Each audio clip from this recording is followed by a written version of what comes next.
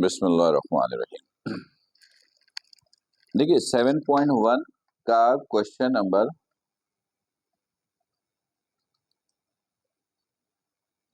7.1 unit 7.1 का question number 3 देखिएगा। 3 वैसे ये बता दूं कि मैथमेटिकल इंडक्शन का जो है वो बाइनोमियल थ्योरम से डायरेक्टली कोई ताल्लुक नहीं है, ठीक है। अच्छा खैर, पार्ट 3 1 + 4 + 7 पार्ट 3 कर लिया था, ठीक है। तो नंबर 5 करना है, ठीक है।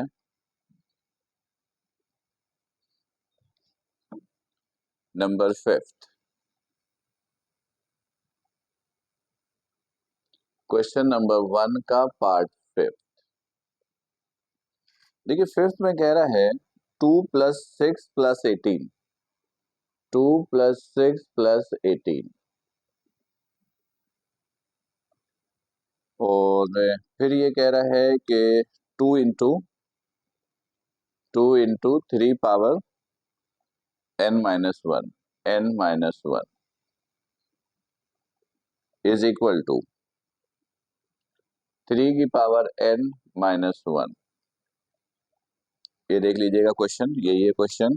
बुक खोला नहीं है अभी तक आप लोगों ने, ओके। चलिए सबसे पहले बताइए कि सबसे पहला काम क्या करना होता है।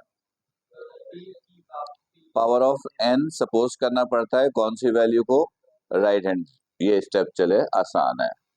आपने कहा let power of n is equal to 3 power n-1। फिर क्या करते हैं, n1 लेते हैं। तो क्या आना चाहिए, पहला टर्म की वैल्यू आनी चाहिए। तो ये हो गया 3 की पावर 1 3 -1 दिस इज 2। तो step 1 case 1 is true for n is equal to 1। Wording नहीं लिख रहा हूं, वर्डिंग ऑलरेडी लिखी हुई है। अब क्या करेंगे दूसरे स्टेप में, n की जगह के, जहां जहां n है वहां के लिख देंगे। ये देखिएगा 2 + 6 + 18 + 2 इंटू 3 के -1 इज इक्वल टू 3 के -1। इक्वेशन 1 का नाम दे दिया। दूसरा स्टेप यहां पे खत्म, यानी given proposition is true for n is equal to k, ठीक है। तीसरा, इक्वल के लेफ्ट हैंड पर जो एंड में लिखा है वो लेंगे और वहां पर n की जगह क्या रखेंगे, k+1। गुड, स्टेप सही याद है। देखिए ये 2 इंटू 3 n-1, 2 इंटू 3 n की जगह k+1 -1, तो ये कैंसिल हो गया, क्या रह गया 2 इंटू 3 की पावर k, ये रह गया। ये ऐड कर देंगे इक्वेशन 1 के बोथ साइड। गुड, ठीक है, बिल्कुल।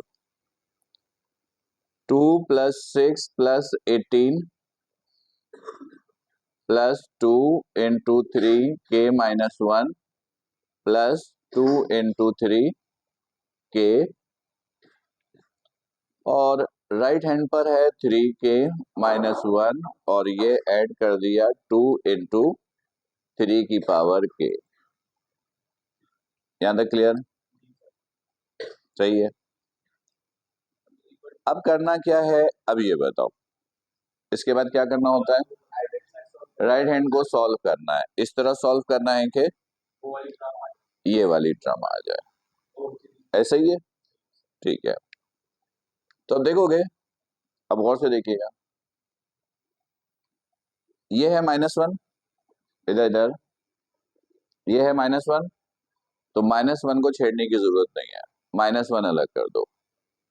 3 के + 2 इंटू 3, ये के, ये -1, उधर से देखते हुए मैंने अरेंज कर लिया। याद है मैंने आपको बताया था कि जब सॉल्व करना हो तो देख लीजिएगा कि जो सिंप्लीफाई हो सकता हो आपसे कॉमन लेना, मल्टीप्लाई करना, एलसीएम लेना, इस तरह की कोई वैल्यूज हो तो वो आप कर लीजिए, जहां तक सॉल्व होता है कर लीजिए। अब यहां पर देखिएगा, क्या यहाँ पे कुछ सॉल्व होता हुआ नजर आ रहा है आपको? इन दोनों में से कॉमन आ रहा है, क्योंकि -1 को तो हमने अलग कर दिया, तो ये तो आप भूल जाओ। अब रह गया ये दोनों, तो इन दोनों में से कुछ कॉमन आ रहा है, 3 की पावर k कॉमन आ रहा है। तो यहां से क्या बच गया? 1। यहां से क्या बच गया? ये तो अपनी जगह पर 3k। 2 + 1 क्या हुआ? 3।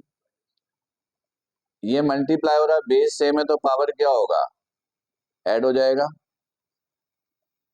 -1। इधर तो कुछ करने की जरूरत ही नहीं पड़ी। हाँ, 3 के ऊपर पावर क्या है? मल्टीप्लाई हो रहा है, बेस एक जैसा होता है तो पावर क्या हो जाता है? ऐड हो जाता है ना। ना, x की पावर 2 इंटू एक्स की पावर 3 क्या होता है? x की पावर 5। बेस सेम होता है तो पावर ऐड हो जाता है, बेस सेम है तो पावर ऐड हो गया k+1। ठीक है, अब इससे आगे आपसे सॉल्व नहीं हो रहा, नहीं हो रहा। तो अब देखो आपको चाहिए क्या था? 3n की जगह k+1 चाहिए था, -1। ये तो आया हुआ है, कुछ करना ही नहीं है। देखो कितने आराम से हुआ। फिर आगे आप वर्डिंग लिख दीजिएगा, जो वर्डिंग है वो तो फिक्स है कि case 1 is true this, case 2 is true this, के सब लिखना है, एग्जाम में सब लिखना है, एग्जाम में सारी वर्डिंग लिखनी है। यहाँ पर हम अब डायरेक्ट सिर्फ प्रैक्टिस कर रहे हैं, ताकि स्टेप 1 2 3, स्टेप 1 2 में तो तुम लोगों को बहुत अच्छा आ गया, 3 में थोड़ी प्रैक्टिस की जरूरत है। तो अभी एक क्वेश्चन और करते हैं, ताकि थोड़ा सा स्टेप 3 को एक दफा और ट्रिक देखें। ठीक है, अच्छा, पर एक अच्छी बात यह है कि एग्जाम में जो आता है वो बुक में से ही कोई एक आएगा, आउट ऑफ बुक आता भी नहीं है। तो अगर आप अच्छी प्रैक्टिस कर लेते हो, ठीक है, और टेक्निक सीखी हुई है, तो कंफर्म है कि अगर बुक की है तो आपको ये भी पता होगा इसमें कौन सी टेक्निक यूज करनी है। अगर अनसीन आ जाए तो चलो बात समझ में आती है कि आपको टेक्निक नहीं पता चल रहा है क्या करें, लेकिन अगर बुक की चीज आ रही है तो प्रैक्टिस की होगी तो टेक्निक भी पता होगा कि इसमें ये करना है, और टेक्निक नहीं भी मालूम तो ट्रिक बताइए आपको, ट्रिक को अप्लाई करना सीखो एक मर्तबा, खुद ब खुद आंसर आएगा। ठीक है, तो अगला पार्ट करते हैं।